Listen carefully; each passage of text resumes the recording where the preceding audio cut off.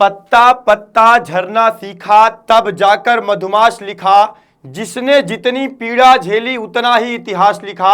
जी हाँ प्यारे बच्चों, नमस्कार। मैं दिशांत आप सभी का लक्ष्य क्लासेज के यूट्यूब चैनल पे हार्दिक स्वागत करता हूं। मेरे प्यारे बच्चों, जैसा कि आप देख रहे हैं थंबनेल के माध्यम से आपको दिखाई दे रहा है कि लल्ला ऊपर लिखा गया है यूपीएसआई नई भर्ती 2025। क्या लिखा गया है? यूपीएसआई नई भर्ती 2025 हिंदी और सेट नंबर 11 है और प्रीवियस ईयर पेपर अमोघ अस्त्र सीरीज जिसका नाम है, जिसका आपको बेसब्री से इंतजार रहता है, वही सीरीज 13/11/2021 सेकेंड शिफ्ट में पूछा हुआ प्रश्न है। आज मैं आप सबके समक्ष सेकेंड शिफ्ट में 13/11/2021 में जो यूपीएसआई का दारोगा का जो पेपर हुआ था वही सेम टू सेम हूबहू पेपर लेके आया हूं।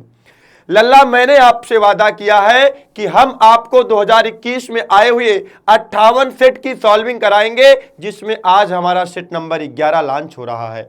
तो लल्ला, आप देर ना करते हुए एक बार वीडियो को दमदारी के साथ शेयर कर दीजिए। अपने हर साथी, हर दोस्त, हर सगे संबंधी, इत्र मित्र, अनुज, अग्रज, भाई बहन को बता दीजिए। रोजाना रात को 9 बजे आने वाली हिंदी वाली क्लास आ चुकी है, वही क्लास जो उत्तर प्रदेश पुलिस दरोगा के लिए एकदम समर्पित क्लास है। आज सेट नंबर 11 आ चुका है, अर्थात अमोघ अस्त्र सीरीज आ चुकी है। और लल्ला, लक्ष्य क्लासेस सुल्तानपुर के यूट्यूब चैनल पे अगर आप जाओगे, प्लेलिस्ट में जाओगे, तो अमोघ अस्त्र सीरीज में मैंने बीते 10 सेट को मैं करा चुका हूं लल्ला। आज हमारा 11वां सेट लॉन्च हो रहा है। एक बार आप वीडियो को दमदारी के साथ शेयर कर दीजिए, सेशन को लाइक कर दीजिए और चलिए हम लोग प्रश्न की तरफ चलते हैं। एक एक प्रश्न को बारी बारी सॉल्व करते हैं। बेहतरीन प्रश्न है, वही प्रश्न है जो यूपीएसआई में पूछे गए हैं।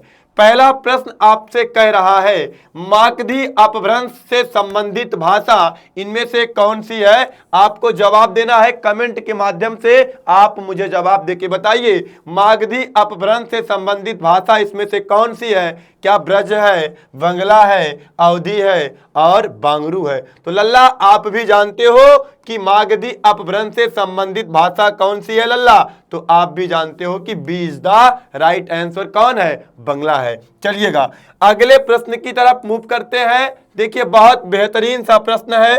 वाक्यांश के लिए एक शब्द आपसे पूछा जा रहा है कि परंपरा से चली आ रही बात के लिए इनमें से उपयुक्त शब्द कौन सा है? वन वर्ड सब्स्टिट्यूशन आपसे पूछा जा रहा है, आपको बताना है लल्ला। तो क्या प्रतिश्रुति होती है? नहीं। लोकोक्ति होती है, अनुश्रुत होती है, उपकारी होता है। तो क्या होता है? अनुश्रुत होता है। सी इज द राइट आंसर। परंपरा से चली आ रही बात के लिए इनमें से उपयुक्त शब्द कौन सा है? अनुश्रुति है। और ये जो लोकोक्ति लिखा गया है, लोकोक्ति आप जानते हो, लोक में कही गई उक्ति ही क्या कहलाती है? लोकोक्ति कहलाती है। इसका संधि विच्छेद करोगे तो ये टूट जाएगा, लोक धन उक्ति में टूट जाएगा। लोक का मतलब होता है जन और उक्ति का मतलब क्या होता है भैया? कथन। लेकिन यहीं से एक बड़ा फेमस, शानदार, जबरदस्त प्रश्न पूछा जाता है कि आप मुझे कमेंट बॉक्स में कमेंट करके बताइए, लोकोक्ति वाक्य है या वाक्यांश है? आपको जवाब देना है, इसको आपको कमेंट्स में बताना है। ये हायर एग्जाम में पूछे जाते हैं, तो आप मुझे जवाब दीजिए, कमेंट बॉक्स में कमेंट करके बताइए, लोकोक्ति वाक्य है या वाक्यांश है? क्या है इसका जवाब दीजिएगा। और अगला उपकारी लिखा गया है, उपकार करने वाला ही क्या कहलाता है लल्ला? उपकारी कहलाता है। तो कौन सा जवाब सही है? सी is the right answer.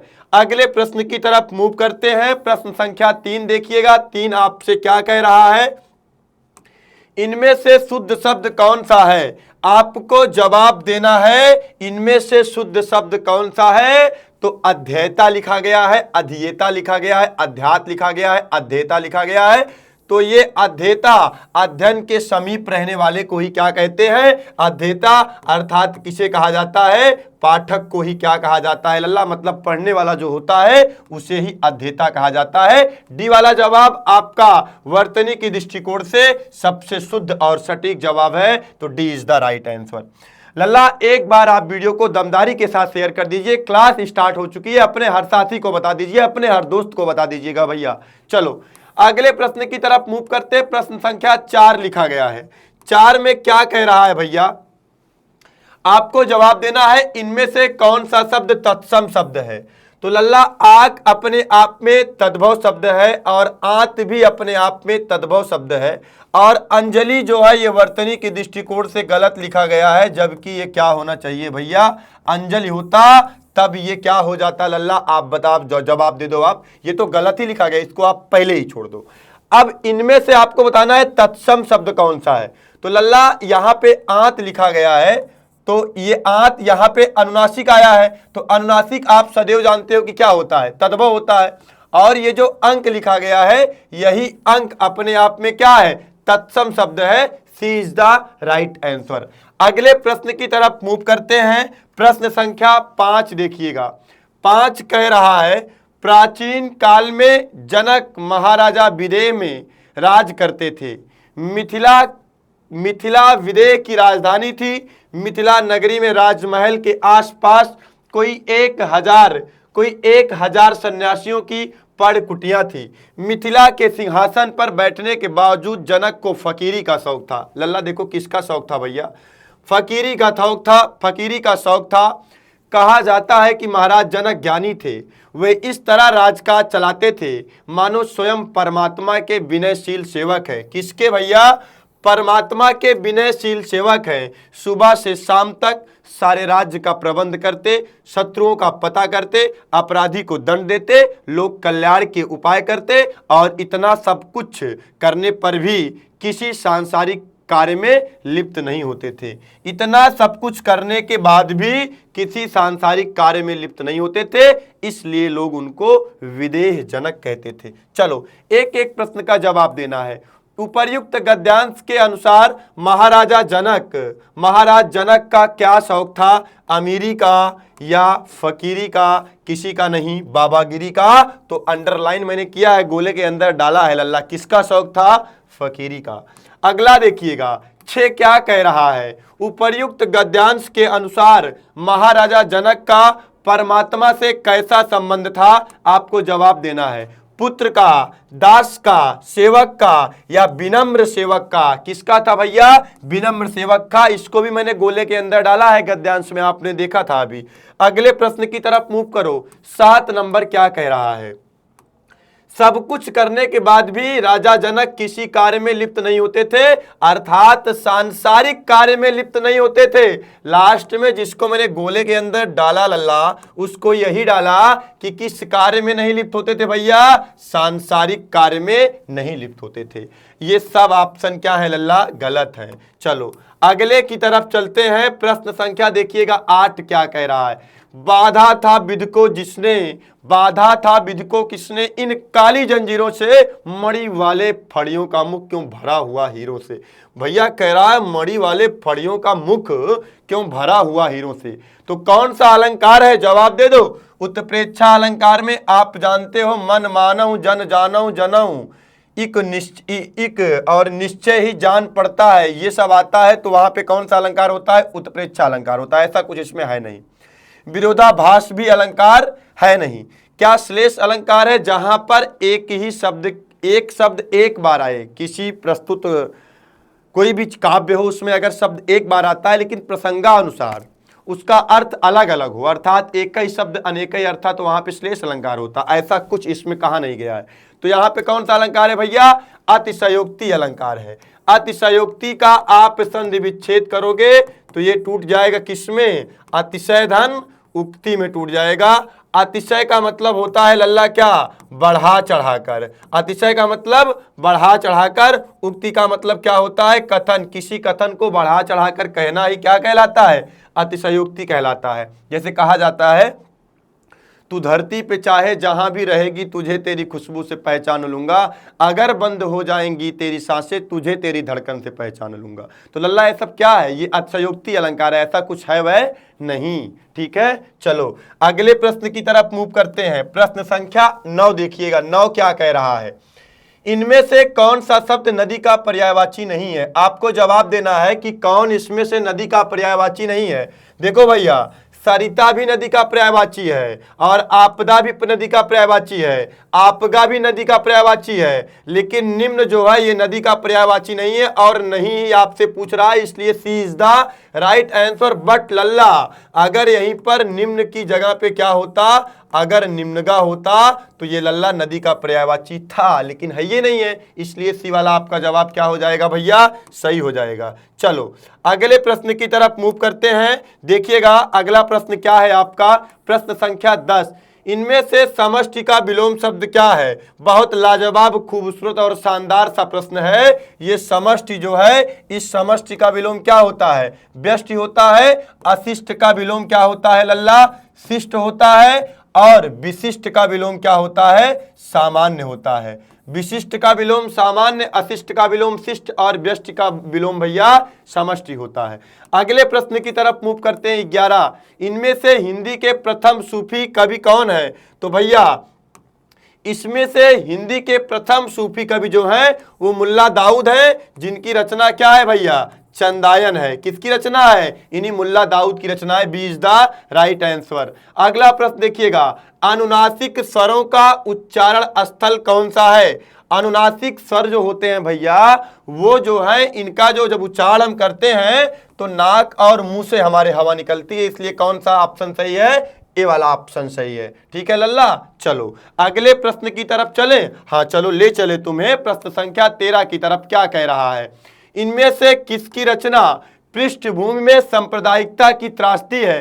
Shekhar एक जीवनी है, राग दरबारी है, तमस है और कर्मभूमि है। तो लल्ला जो मैं तुमको बता दूं ये सी इज द राइट आंसर है। ये तमस अपने आप में क्या है भैया? उपन्यास है। क्या है लल्ला? उपन्यास है। और कर्मभूमि भी किसका है? आप मुझे इसे कमेंट बॉक्स में कमेंट करके बताइए कि कर्मभूमि किसका उपन्यास है। चलो कमेंट बॉक्स में आप कमेंट करके मुझे बताओ फटाफट किसका उपन्यास है, बताओ खटाखट बताओ कमेंट करके। अगले प्रश्न की तरफ चलते हैं। देखिएगा प्रश्न संख्या 14 भैया क्या कह रहा है? बीती विभावरी जागरी, अंबर पनघट में डुबो रही, तारा घट उषा नागरी। बीती विभावरी जागरी अंबर पनघट में, ये देखो अंबर पनघट बीच में हाइफन चिन्ह आया है, डुबो रही, तारा घट उषा नागरी, इनमें से कौन सा अलंकार है? उपमा अलंकार तो होगा नहीं। उपमा अलंकार में आप जानते हो कि वाचक शब्द आता है सी सा से सो सम सरिस के जैसा के जैसी के समान, जिम तुल्य नाई इत्यादि वाचक शब्द आते हैं, तो वहां पे उपमा अलंकार होता है। ऐसा यहाँ पे कुछ है नहीं। उत्प्रेक्षा अलंकार में आप जानते हो कि मन मानहु जन जानो जनहु, मन मानो मनहु जन जानो जनहु, ये सब कुछ है नहीं, तो ये उत्प्रेक्षा अलंकार भी नहीं है। और यमक अलंकार, यमक का शाब्दिक अर्थ लल्ला क्या होता है? जुड़वा, जहां पर एक ही शब्द की आवृत्ति एक से अधिक बार हो, लेकिन अधिक बार जब आता है तो वहां पर उसका अलग अलग अर्थ होता है। यहां पे ऐसा कुछ भैया आपको दिख रहा है नहीं, तो कौन सा अलंकार है? D is the right answer. रूपक अलंकार है, जहां पे हाइफन भी आता है, ये पहचान का नियम भी आपका कहता है, वहां पे कौन सा अलंकार होता है भैया? रूपक अलंकार होता है। चलो अगले प्रश्न की तरफ चलते हैं। प्रेमचंद्र इनमें से किस पत्रिका के संपादक थे? तो लल्ला हम आपको बता दें प्रेमचंद इसमें से हंस पत्रिका के संपादक थे, और ये जो दिनमान पत्रिका लिखी गई है इसके संपादक लल्ला कौन थे? अज्ञेय थे। कौन थे भैया? अज्ञेय थे। चलो अगले प्रश्न की तरफ मूव करते हैं। प्रश्न संख्या 16 देखिएगा।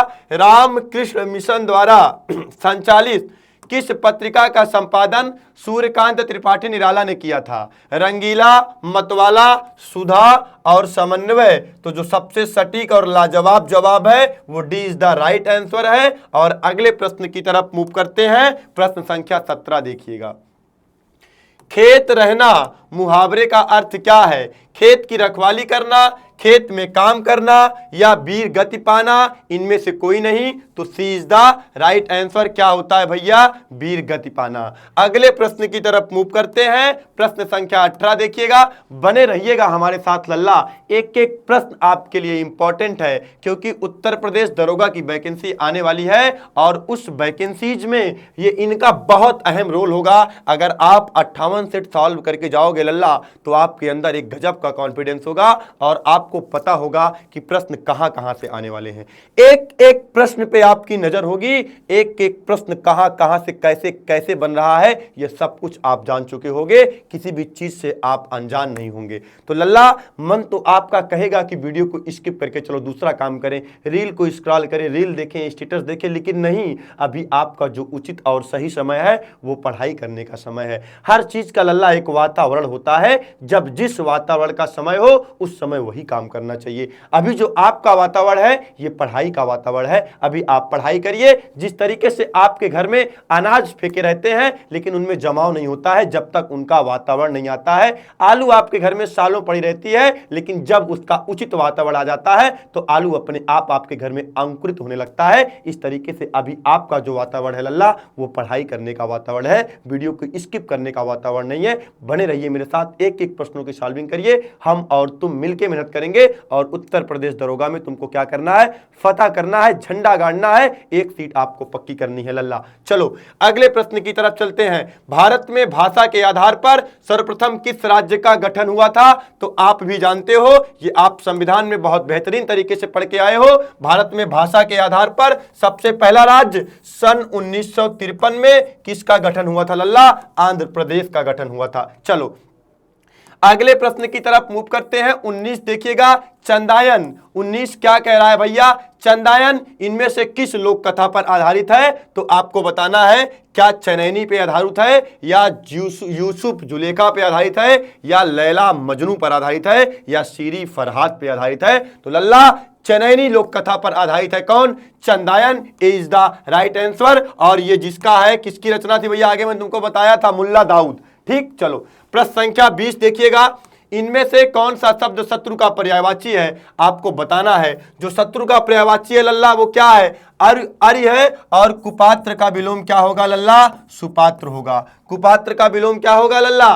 सुपात्र होगा। और कुमार्गी का मतलब होता है गंदे मार्ग पर चलने वाले को ही क्या बोलते हैं? कुमार्गी बोलते हैं। अगले प्रश्न की तरफ मूव करते हैं। 21 देखिएगा, नाक का बाल होना। आपको बता दूं लल्ला, ये प्रश्न अपने आप में बहुत बहुत बहुत महत्वपूर्ण है, इतना महत्वपूर्ण है कि आपको क्या बताऊं। मैंने प्रीवियस ईयर का आज 11वां सेट सॉल्व करा रहा हूं। कौन सा लल्ला? 11वां करा रहा हूं और चौथी बार इस प्रश्न से हमारी और तुम्हारी मुलाकात हो चुकी है।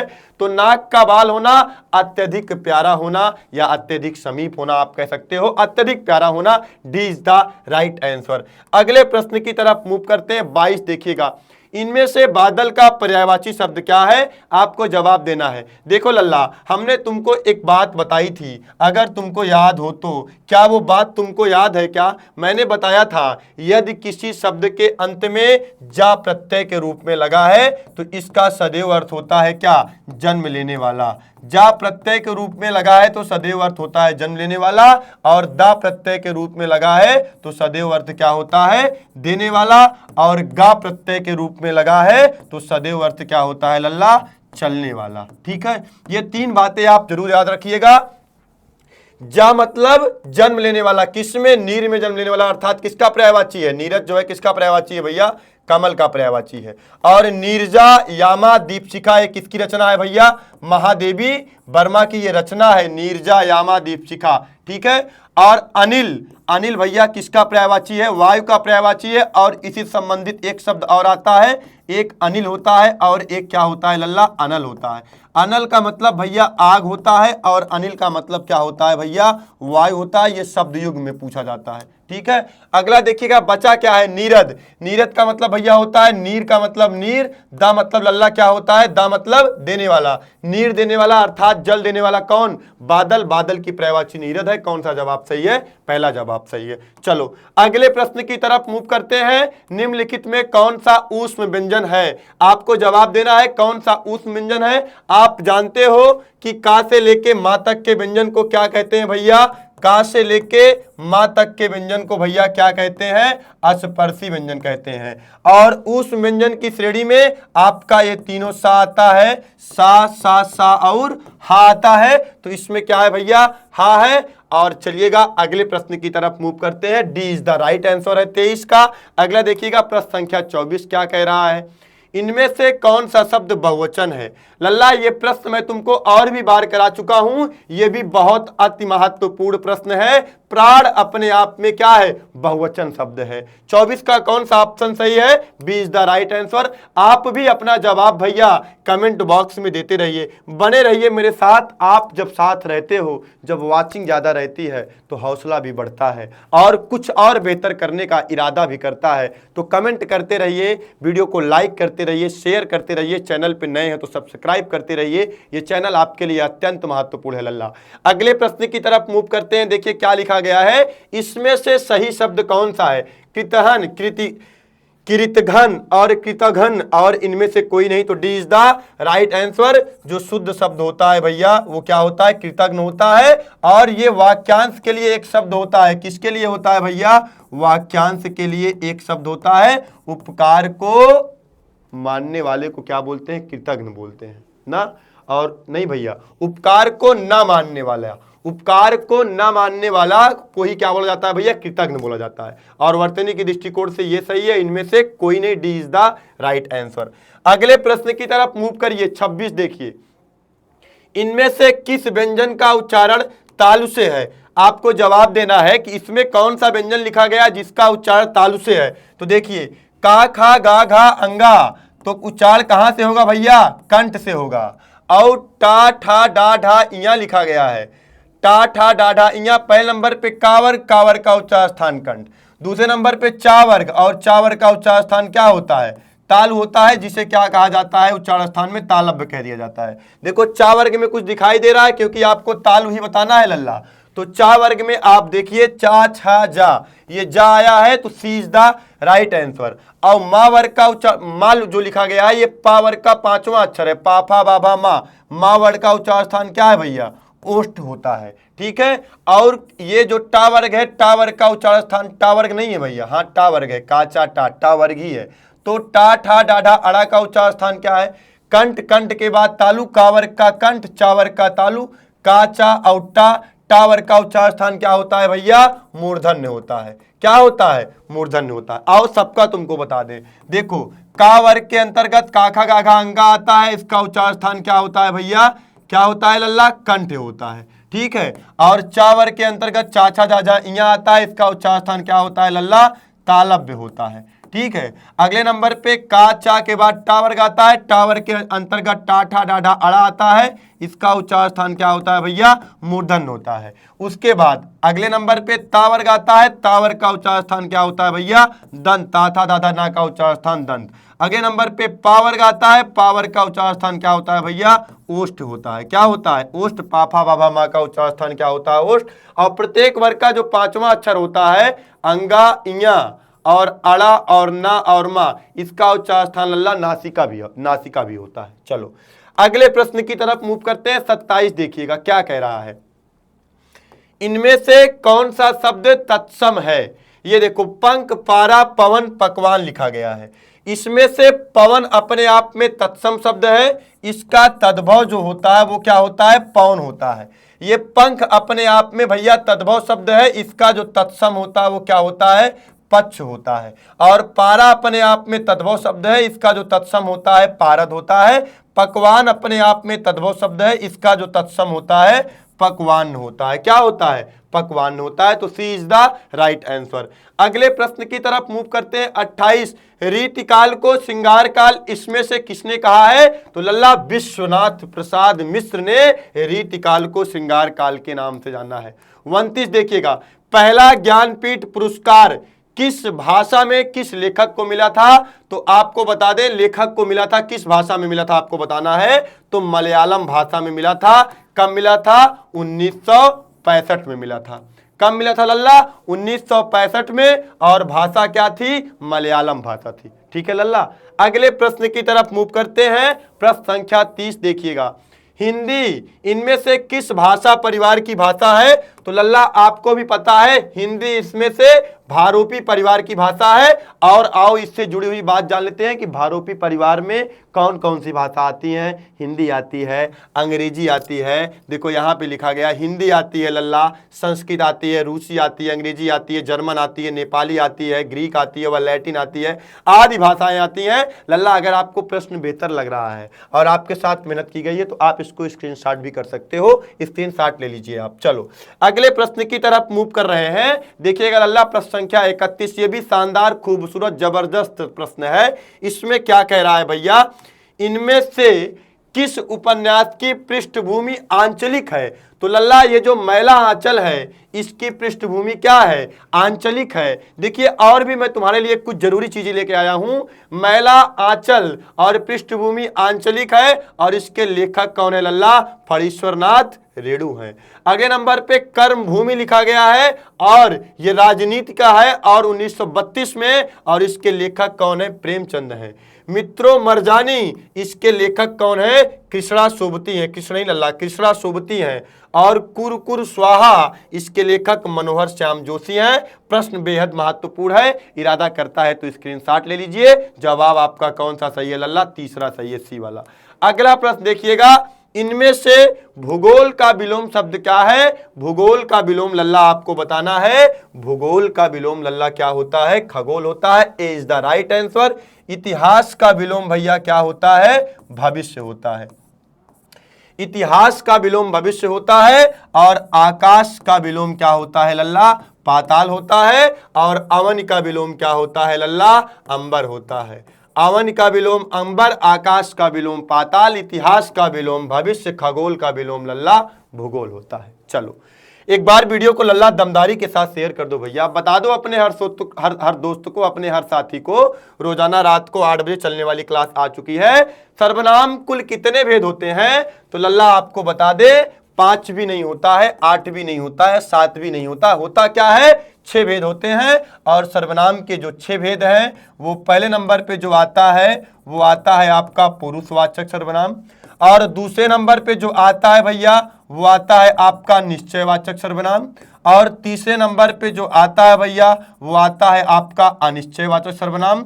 और चौथे नंबर पे जो आता है लल्ला वो आता है आपका संबंधवाचक सर्वनाम।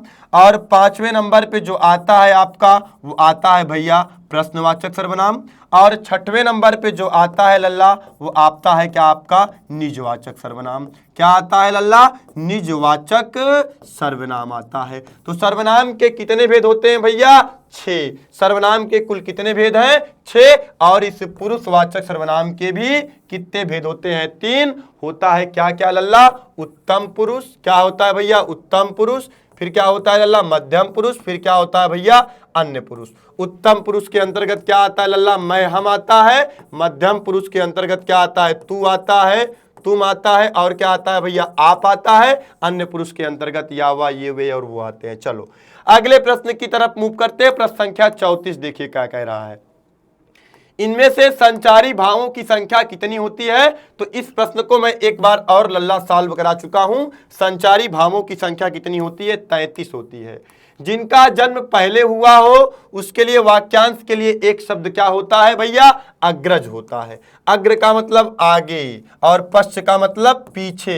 अग्र का विलोम क्या होता है? पश्च होता है। और अग्रज का विलोम क्या होता है लल्ला? अनुज होता है। मतलब बड़े भाई के बाद जन्म लेने वाले छोटे भाई को अनुज बोलते हैं, और बड़े भाई को क्या बोला जाता है भैया? अग्रज बोला जाता है। चलो अगले प्रश्न की तरफ चलते। प्रश्न संख्या 36 कह रहा है, वीर रस में इनमें से कौन से गुण की प्रधानता रहती है? तो आपको लल्ला यह बहुत बेहतरीन तरीके से पता है कि वीर रस में ओज की प्रधानता रहती है। किसकी प्रधानता रहती है?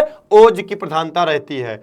चढ़ चेतक तलवार उठा करता था भूतल पानी को, राणा प्रताप सिर काट काट करता था सफल जवानी को। तो कौन सा रस है? वीर रस है। इसमें किसकी प्रधानता होती है? ओज की प्रधानता होती है। आर्द्रक का तद्भव क्या है? आर्द्रक अपने आप में तत्सम है। इसका जो तद्भव होता है लल्ला वो अदरक होता है। कौन सा जवाब सही है? सी इज द राइट आंसर। और आर्द्र का जो विलोम होता है लल्ला वो क्या होता है लल्ला? आर्द्र का विलोम शुष्क होता है। जानते चलिए बस ऐसे। अगला देखिएगा, कौन सा वर्ण पंचमाक्षर है? आपको पता है कि मा, दा, गा, सा। तो इसमें भैया इसमें कौन सा वर्ण पंचमाक्षर है? मा। तो पंचमाक्षर कहें तो ये जो है पावर का 5वां अक्षर क्या है? पावर का 5वां अक्षर ये यहाँ पे आया है, इसलिए माँ को क्या बोला गया है? पंचमाक्षर। और अगर पंचमाक्षर कहें तो पहले नंबर पे अंगा, फिर इया, फिर अड़ा, फिर ना, फिर माँ। इन 5 में से आपको सिर्फ एक दिखाई दिया। कौन दिखाई दिया? माँ। इसलिए ए इज द राइट आंसर। चलो अगले प्रश्न की तरफ मूव करते हैं। आज की क्लास का सेकंड लास्ट क्वेश्चन बहुत इंपॉर्टेंट क्वेश्चन है। हिंदी में मूलतः वर्णों की संख्या कितनी है? बहुत लाजवाब, शानदार, जबरदस्त और सुपर हिट प्रश्न है। कई बार पूछा गया, फिर पूछा जाएगा आपसे। हिंदी में मूलतः वर्णों की संख्या कितनी है? 52 है, 51 है, 53 है और 50 है। तो देखिएगा लल्ला, पहली बात तो का से लेके मां तक के व्यंजन, का से लेके मां तक के वर्णों की संख्या कितनी है? 25 है। फिर हम क्या लिखेंगे? 4 बार 4 लिखेंगे, और इस 4 में का से लेके मां तक 25 है, तो इस 4 में संयुक्ताक्षर आ जाएगा आपका छ, त्र, ज्ञ और स्रा। ये 4 कंप्लीट हो गया। इस 4 में आपका उस मोड़ आ जाएगा सा और क्या आ जाएगा भैया? हाँ, ये भी 4 कंप्लीट हो गया। इस 4 में आपका दुईठे दुईगुण आ जाएगा, डा ढलिया ढा ढक्कन, और एक अंग आ जाएगा, और एक क्या आ जाएगा लल्ला? ये भी 4 कंप्लीट हो गया। 1 2 3, 3 बार 4 कंप्लीट हुआ। अगले 4 में आपका विदेशी वर्ड आ जाएंगे, का, खा, गा, जा, फा। ये NCERT के अनुसार होता है, सॉरी लल्लो, ये राजा शिव प्रसाद सितारे हिंद के अनुसार होता है, लेकिन NCERT के अनुसार खा, जा और फा, और ये विदेशी व्यंजन है। और एक जो स्वर होता है जिसे आगत स्वर कहा जाता है, आगत स्वर कहा जाता है, एक यहां से ले लिया जाएगा, 3 यहां से ले लिया जाएगा, तो खा, जा, फा और क्या लल्ला? विदेशी स्वर, आगत स्वर। ये 4 यहां से। 25 में 16 जोड़ो आप, कितना हो जाएगा? 41 हो जाएगा। 41 में अगर आप 11 स्वर जोड़ोगे लल्ला, तो कितना हो जाएगा भैया? 52 हो जाएगा। लेकिन अब 52 तो आपका पहले जवाब होता था लल्ला, 52 तो आपका पहले जवाब होता था, लेकिन अब एक विशिष्ट वर्ड जोड़ दिया गया है। कौन जोड़ दिया गया है लल्ला? एक विशिष्ट वर्ड जोड़ दिया गया है। इसलिए अब जो संख्या बताई जाएगी वो कितनी बताई जाएगी लल्ला? 53 बताई जाएगी। B is the right answer. बहुत लाजवाब, खूबसूरत और जबरदस्त शानदार प्रश्न है। चलो प्रश्न संख्या 40 देखिएगा। 40 क्या कह रहा है? इनमें से आसमान का पर्यायवाची शब्द कौन सा है? देखो लल्ला, आपको एक एक प्रश्न का जवाब देना है। इसमें से आसमान का पर्यायवाची शब्द कौन सा है? तो सबसे पहले आपको जवाब देना है। देखिए रसाल लिखा गया है। रसाल लल्ला अपने आप में किसका पर्यायवाची है? आम का। और आम अपने आप में तद्भव शब्द है। आम का तत्सम क्या होता है लल्ला? आम्र होता है। और अभी आम का सीजन भी चल रहा है। क्या चल रहा है लल्ला? सीजन भी चल रहा है। अगला देखो, ये व्योम लिखा गया है, यही आकाश का पर्यायवाची है। B is the right answer. ये केतन, केतन लल्ला किसका पर्यायवाची है? ध्वज का पर्यायवाची है। तो आज का हमारा और तुम्हारा साथ यहीं तक भैया। आपको प्रश्न कैसे लगे? आपको ये सेट कैसा लगा? आपको ये सलूशन कैसा लगा? आप और क्या चाहते हो? सब कुछ कमेंट के माध्यम से मुझे अवश्य बताइएगा। जिंदगी रही तो कल फिर मुलाकात होगी एक नए प्रश्नों के साथ, एक नए चैप्टर के साथ, एक नए अध्याय के साथ, एक नई शुरुआत के साथ। आज के लिए इतना ही। शुभ रात्रि। Thank you so much.